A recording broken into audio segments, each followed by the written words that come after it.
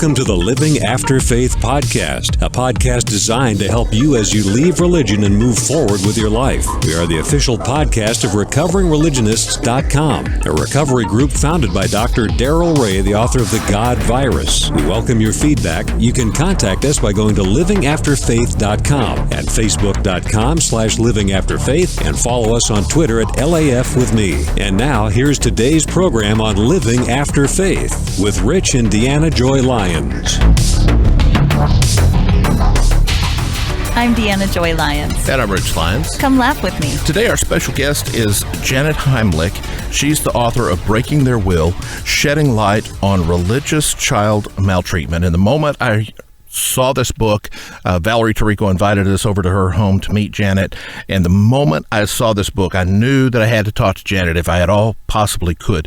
Because in the Pentecostal church, when they had child seminars and taught people about raising children, the exact phrases they said is, it's all about breaking their will. And the exact words, saying that on the cover of a book is chilling to me. And I realize some of our listeners, this is going to be hard to listen to today. But part of the reason we want to talk about it today is because when we can discuss it, somehow it takes some of the power away from some of the things that have happened in our past. And when we can't discuss it as an adult, we can look forward and develop strategies to make our life better in spite of what happened to us. Now, any of us who have had our will broken can't change the fact that that happened to us, but we can change the way we respond to it today. And for lack of a better term, find a way to regenerate, recreate, to have that will of a child again within us. So, Janet, your book is stunning. I have had just a couple of days to consume as much of it as I could. Congratulations on an incredible, detailed, and extremely well-researched book. So tell us where it came from, from inside yourself. What was the process that at some point you said, this has to be a book, and I have to pursue it with everything I am to put this in people's hands? Well, I've been a journalist for a pretty long time, and I've never shied away from issues that were not only controversial, but not really spoken about, that I felt needed to be exposed. And I came across this, just like anyone would, where we'll just come across an article, a high-profile case where there's a murder, or say a child is sick and they don't receive medical care because their parents are just choosing to pray instead. And, we look at these cases, the child sexual abuse scandal and the Catholic Church and other religious institutions. And I just feel like, what can we do about this? What's at the root of this stuff? But I really didn't seriously consider writing about it until I began talking to friends of mine about their upbringings. And it started to dawn on me that, unlike myself, who was raised with next to no religion, most people I know were raised with tons of it. And in most cases, their upbringings were negative. Seemed like the more religion they had in their upbringings, the worse their experiences were. Now, some people I talk to love their religious upbringings, so that's definitely there. But I would say that was in the minority of cases. I started to branch out more and just became more interested in this topic, which didn't seem to be covered in the media or elsewhere, except when, like I say, there was an egregious case, a criminal case, or if someone would put out a memoir or that kind of thing. I started following news stories, and there was one week in particular, just when I was getting started with the research, when the Pope came to the United States. This was in 2008, and he, for the first time, acknowledged that there was a child abuse problem in his religious institution. It flabbergasted me that it took him so long to even admit. It was 2002 when the news story really broke from out of Boston. So people waited, survivors waited 6 years before they heard him utter anything about it. And he still hasn't really come out with an apology or an acknowledgement that there has been a systemic problem, and that he, of course, was very closely tied to the problems that allowed those abuses to continue because of his position prior to becoming Pope. But the same week that the Pope came to the United States and met with survivors, there were hundreds of children that were removed from the West Texas sect called the Fundamentalist Church of Jesus Christ of Latter-day Saints, or FLDS. And that really was riveting to me to see that, there were just these many victims out there that we are only now hearing about. I continued my research, but I still was playing devil's advocate with myself, saying, is this really a serious problem, a pervasive problem? Does this just affect people from decades ago? Because a lot of the lawsuits involved survivors who experienced their abuse, back in the 70s and 80s. And then you had the FLDS, who were very fringy and culty to a lot of people. So I just continued learning about it. And then I came across a tragic case out of Baltimore where a toddler had been starved to death by a group of very religious people who belonged to a one-house church called One Mind Ministries. And this group had starved a toddler to death because he didn't say amen at mealtimes. His name was Javon Thompson, and I got to know his grandmother a little bit. This devastated this woman to lose her child in this way.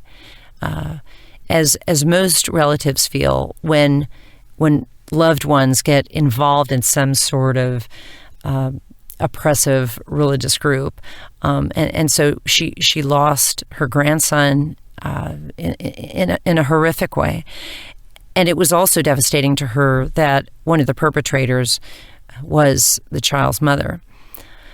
So when I read about that case, I felt that this was something that needed to be looked into in a way that hadn't been looked into it before.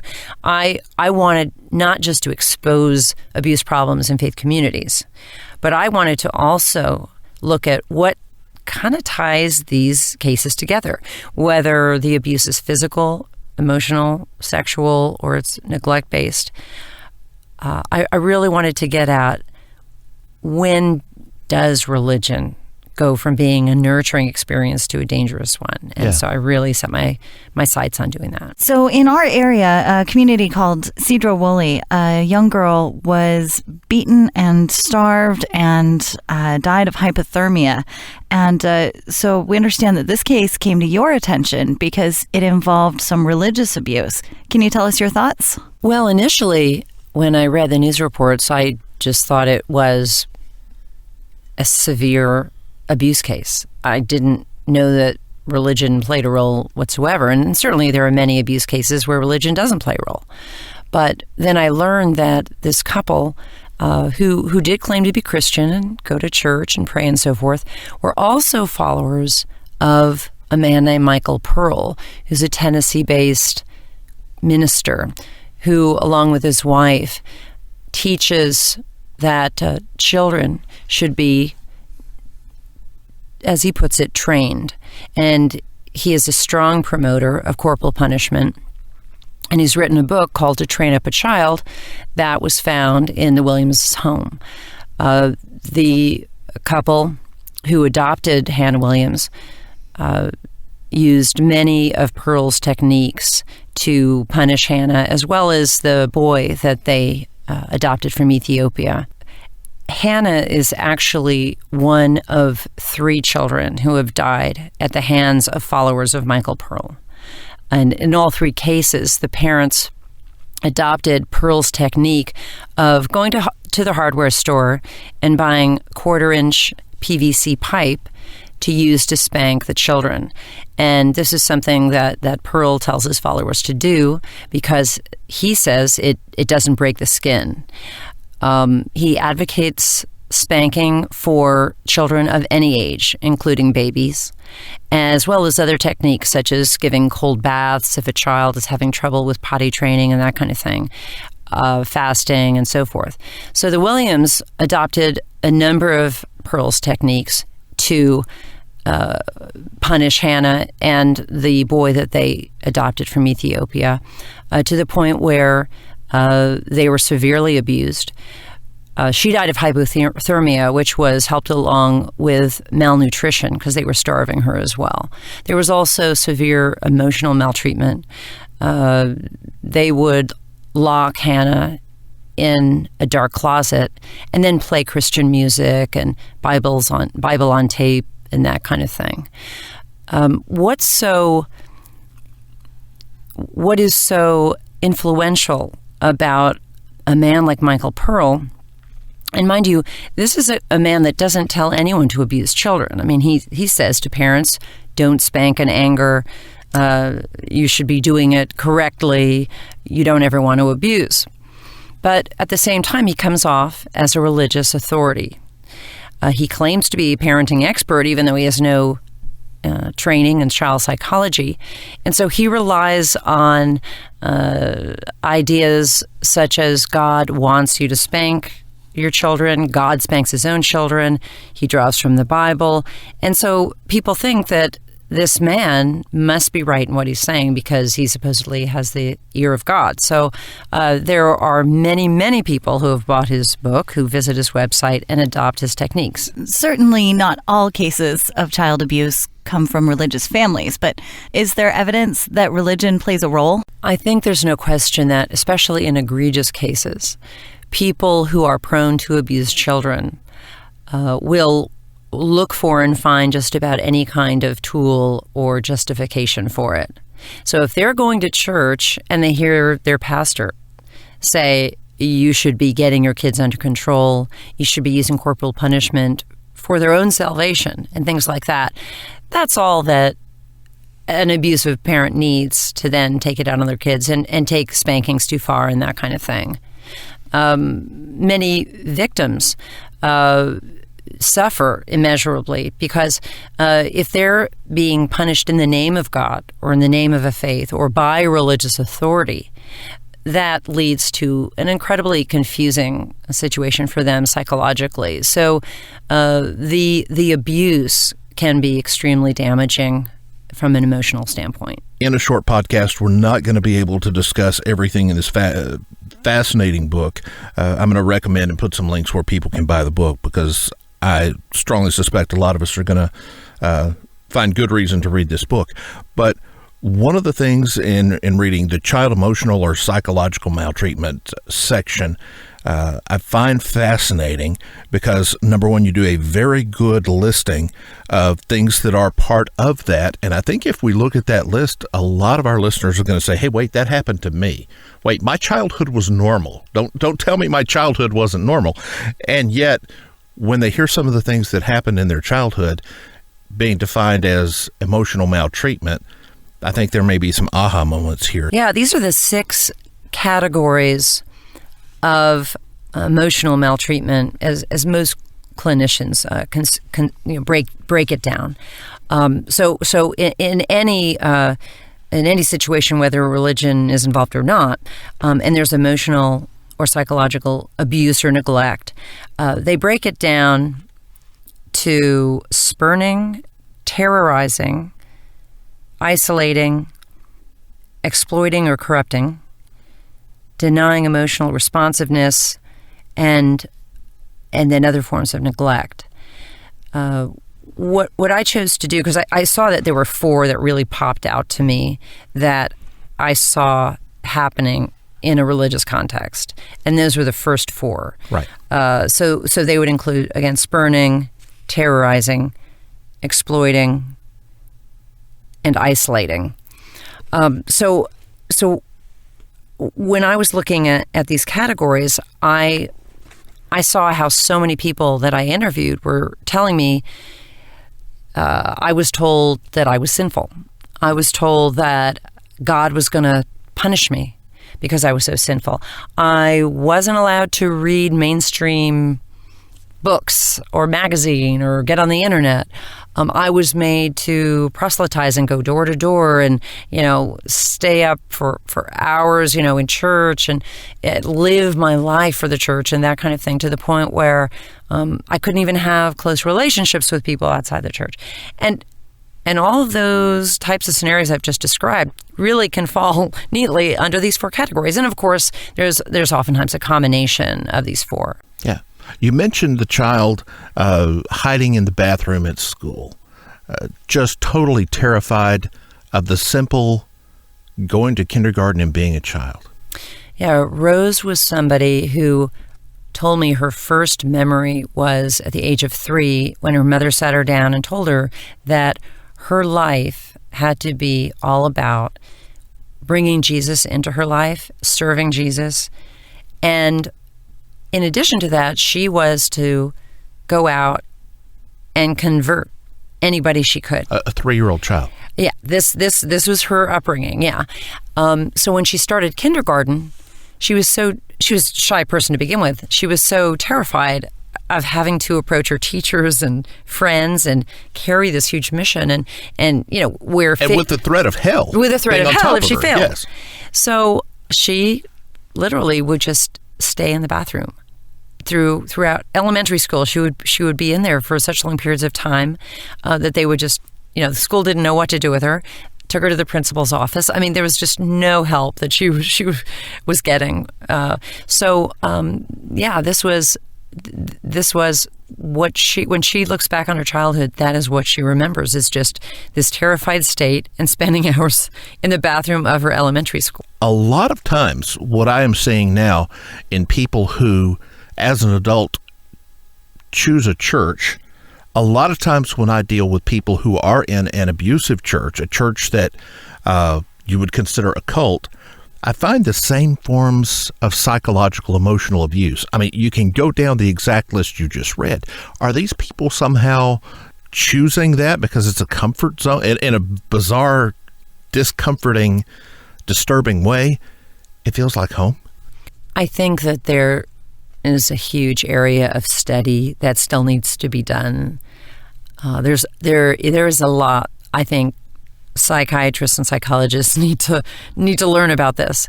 What drives these people to, go to these extensive actions where they're actually harming children as part of their worship? Probably the most important message that I want my book to get across is that the problems of religious child maltreatment are most common in religious authoritarian cultures, like the kind of church you just mentioned. United Pentecostal. And where there's just, oppression and, people are basically told how to live their lives, right, and don't really have a lot of autonomy. But at the same time, as you say, that people also gravitate towards that. One thing that I bring up in terms of looking at this authoritarian model is that you kind of have this two-way street going, where you have very powerful religious leaders that are manipulating the congregants. They are driving fear into them to get them to, in this case, raise children the way they think they should be raised. But at the same time, psychologically speaking, there have been tests on people that show that there is a lot that people have in common with being fundamentalist in their religious practices and being authoritarian followers. They're called right-wing authoritarians. And the guy that is kind of the go-to guy when it comes to authoritarianism in psychology is a guy named Robert Altemeyer, who's a retired professor in Canada. And he came up with a right-wing authoritarian model. So I devote a section of my book to him because I think it's really important to see, as you're saying, that you have both people who are manipulated by the system, who, if they weren't in that authoritarian church, wouldn't be acting that way, and some people who have gotten out of it later regret the way they raise their kids. Then you also have people that really want that structure, really want to be told what to do, and I think in both cases, kids are in trouble. You talked about different forms of abuse that you have met the people, talked to the parents.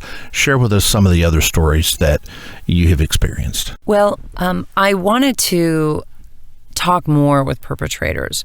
I would have really liked to have had the chance to, say, go to a prison and sit down with, say, a parent who allowed their child to starve to death or neglected their medical care due to faith healing beliefs and that kind of thing.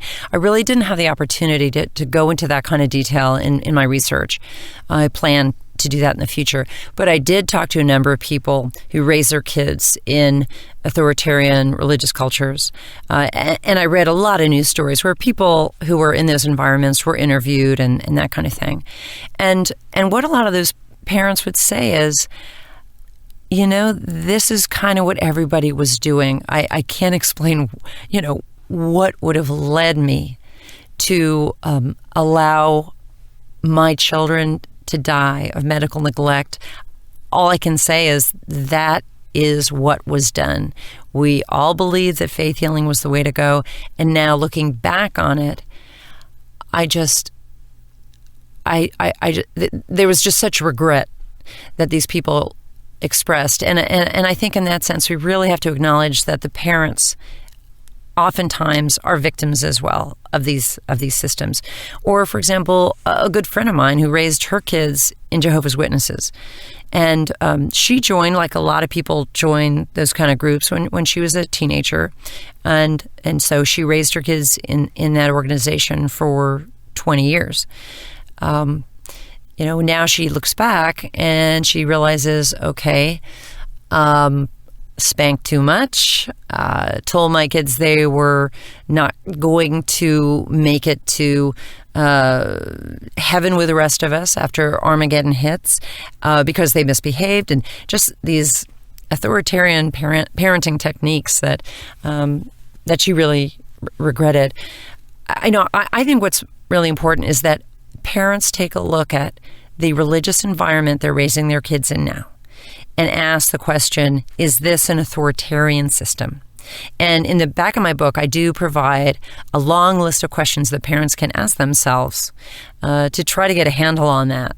Questions like, is my religious leader telling me that God wants me to spank my kids? If I were to approach my priest or my imam or my rabbi and say I have religious doubts, would I feel comfortable talking about that? If there was a problem of child maltreatment in my community, would I be told by my pastor, say, to report it to the authorities?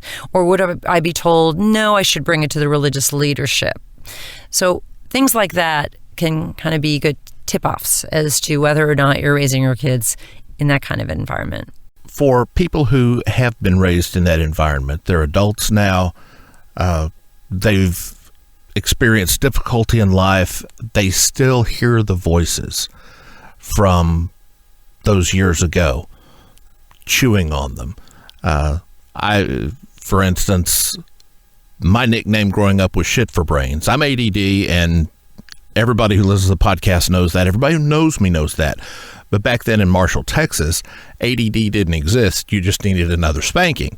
And when you forgot things and kind of scatterbrained as we ADDers are, that earned you the name Shit for Brains. And I grew up with that for years, for my life. Before I even knew what shit was, my nickname was Shit for Brains.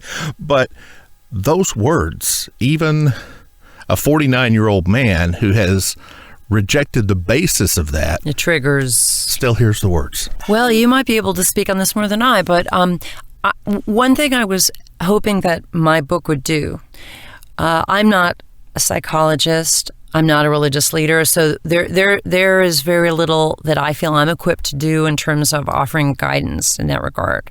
Certainly, therapy is a must.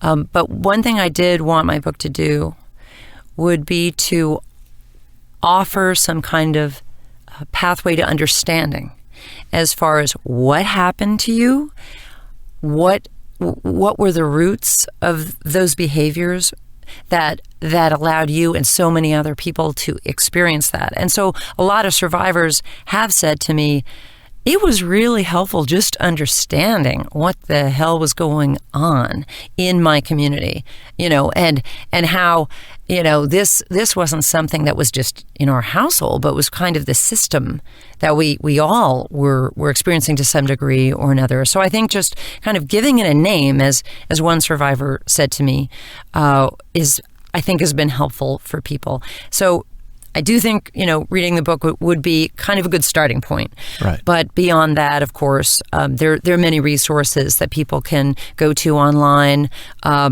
Walk-away forums, as they're called, where people could actually converse with others who came from their particular religious environments. But one thing I really wanted to do with the book was, most of the books that have been written so far have been geared towards a specific faith. Okay, child sexual abuse in the Catholic Church, or, someone's memoir came out of the FLDS kind of thing. And what I would love to see happen is that people who came from various religious backgrounds, whether it's Orthodox Jewish, Amish, Catholic, Muslim, conservative Muslim, or whatever it is, realize that there are commonalities here regardless of the faith. And I'm kind of hoping that would be a support to kind of bring people together and give each other support once they see those, the theme that kind of, interweaves throughout many of these cases. One thing that I think people, as you mentioned, just being aware that something wasn't right, being aware maybe that it wasn't me who wasn't, there was something wrong with the system, that I really wasn't the horrific creature that I was led to believe. Let me ask you, how do you think you were made aware of that? Was that from an individual, or you're just your own instinct? What happened with me, I was, as a minister, trying to deal with other families, and in the Pentecostal church, you're really not educated as a minister. You're called by God and they just throw you into it. And I noticed we had huge problems in our church with families, so I began trying to educate myself and read some different books on relationships and families, and my own family was kind of messed up. And one of the books on codependency, I don't remember the name of it right now, there was a chapter on verbal abuse. And from verbal abuse, I picked up a book on verbal abuse because I was like, oh, wow. Had kind of an awakening moment. Read the book on verbal abuse. That was the point at which I began to take action in my own myself. I saw that I was a verbal abuser. Didn't intend to be, wasn't setting out to abuse people, but that was the pattern in which I was raised. That was the pattern I grew up in. That was how I had been brought along to that point in my life. And here I was, 20s, 30s. I was pastoring, so obviously in my 30s. So I began to change things in the way I treated people, the way I treated my own daughter, the way that I treated my wife, the way that things happened in my home, and began to, in areas that I could, bring change in others that affected those people. So the awareness gave a tool to grab a hold of it and do something with it instead of simply ignore it, not realize why those voices were there. Well, I commend you for doing that, and I think education is so critical for the reasons you talk about. People control other people with fear and isolation. Right. And it's really easy for those two things to build on each other, which is why I combined in the chapter on emotional abuse, both exploiting and isolating, because they reinforce each other.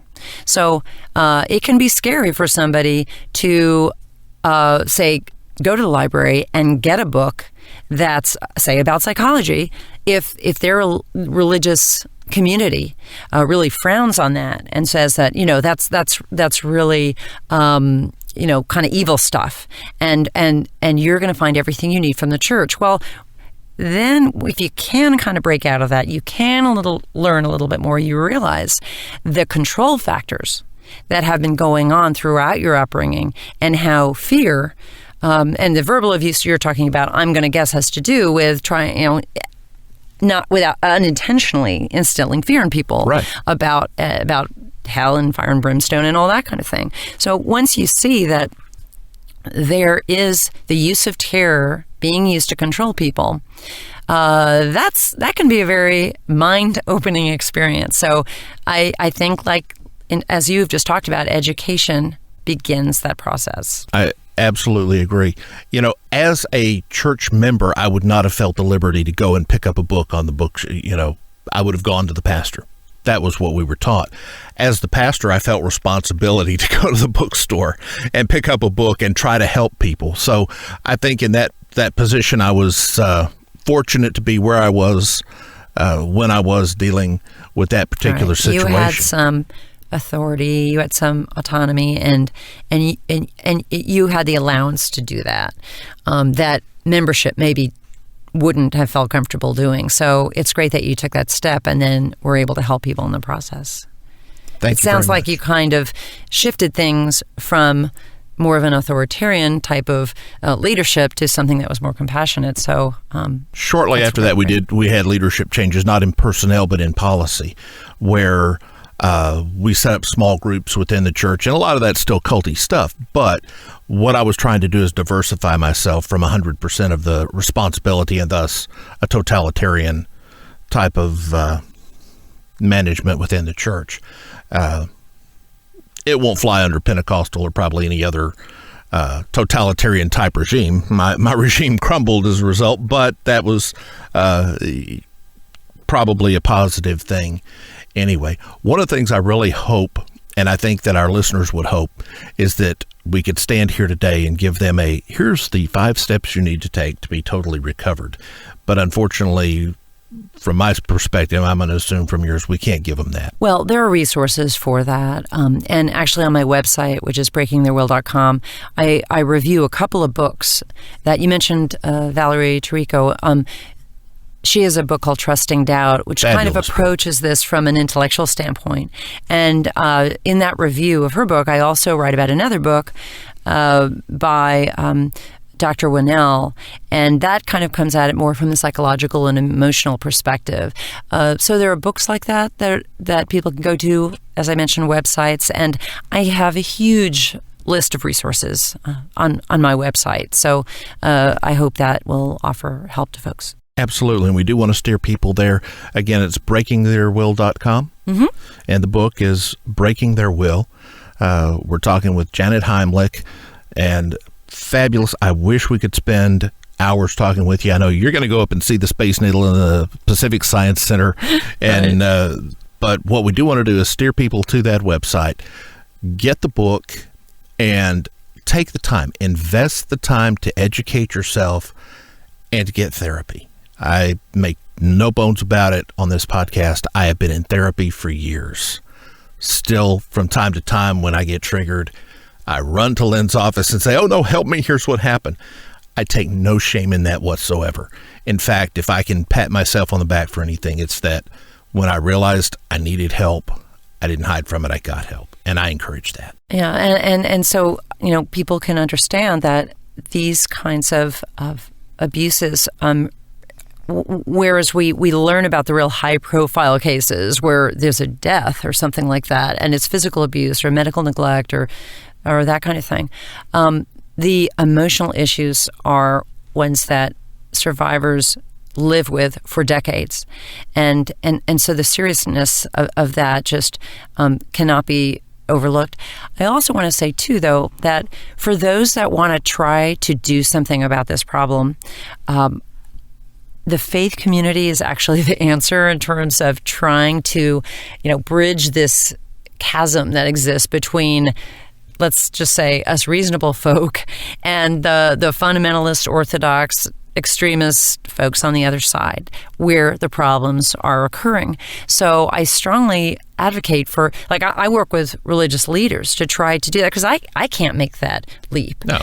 So if people are interested in trying to do something about this problem, I just say the answer is try to hook up with a progressive church or religious leader who sees that this is a serious problem and wants to do something about it, because they're the ones that can get the message to the people that need to hear it. The religious community, the far right-wing community, is not going to listen to a lefty atheist like myself saying you're doing it wrong. Because, or me, I'm a journalist. I'm with the media. I'm evil too. But they may listen to another member of the faith. Yeah, and tonight I'm looking forward to speaking at the University Temple United Methodist Church. And when this was blogged about on the Richard Dawkins Foundation website, there were people that wrote that said, I don't understand why this is at a church. Well, first of all, the church is just a venue. It's not for the congregation. But secondly, I mean, what could be a better venue for this kind of thing? Because I think that presents an opportunity for people who are serious about this issue, atheists and non-atheists included, to kind of partner with people of faith. That's really where we're going to see progress happen. Absolutely. But there probably are not going to be very many pastors out there who hear this podcast at all. So this podcast is not going to affect that pastor in his church. But what you're doing by meeting with religious leaders, by partnering, as you mentioned. And folks who hear this could send the link to those religious leaders. Exactly. And that way, absolutely have an effect. Anything else, Janet, you want to leave us with? Certainly, if anyone would like to communicate with me, please go to breakingtheirwill.com or email me at janet@janetheimlich.com. Perfect. I'd like to just extend the invitation whenever you have something that takes place, whenever you've got things that you want to talk about, use us as a venue to talk about that. By the same token, I'd like to be able to continue to count on you as a resource when we do encounter situations. Absolutely. We would love to be able to pick up the phone and have you on another podcast and say, hey, tell us what's going on here. What do you see? What are you hearing? And work together. Sounds great. Sounds really good. Super. Thank you very much, Janet Heimlich. Likewise. So this has been an interview with Janet Heimlich. You can find more information about her and her book, Breaking Their Will, Shedding Light on Religious Child Maltreatment, at breakingtheirwill.com. She's also on Twitter. And you can find us on Facebook, on Twitter, at Laugh With Me. We're also on our website at livingafterfaith.com. I'm Rich Lyons. I'm Deanna Joy Lyons. Come laugh with us.